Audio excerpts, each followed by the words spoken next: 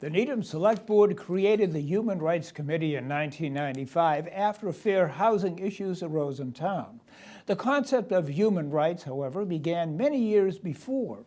On December 10, 1948, the United Nations General Assembly approved the Universal Declaration of Human Rights. This was a milestone document in the history of human rights that set a standard of achievement for all people, and it set out for the first time fundamental human rights to be universally protected.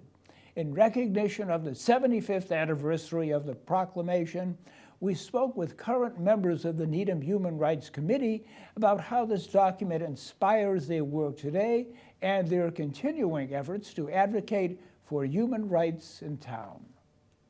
At a time when there are so many issues on which we find it difficult to reach a common basis of agreement, it is a significant fact that 58 states have found such a large measure of agreement in the complex field of human rights.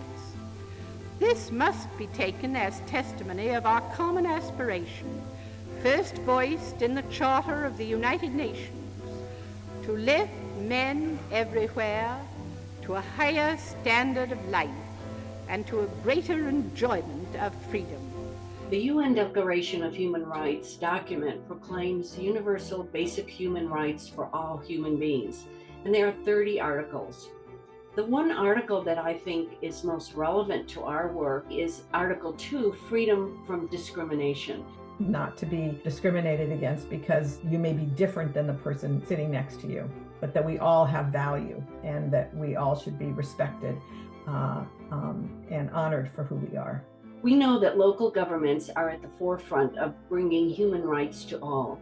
Their role is to assess the needs of constituents and deliver on human rights through local laws, policies, and programs. Local governments establish human rights committees to facilitate the process because Human Rights Committee is in contact with people in the most direct way.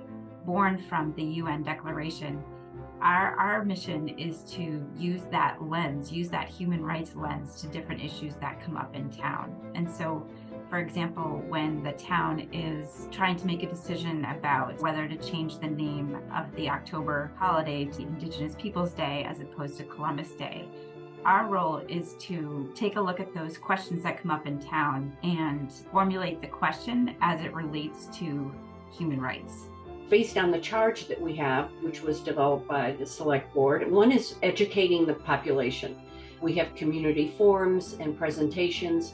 We also collaborate with other groups in the community. We organize and recommend community events as a form of community outreach. And we provide advice and assistance to the town manager and the chief of police and the select board and other town offices in response to issues that challenge the human rights of any individual or group in our town.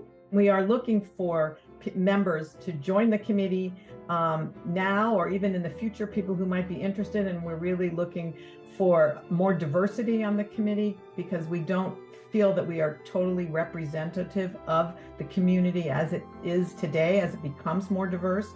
So the more voices that we have who can sit around that table and help us discuss these critical issues, the better it is.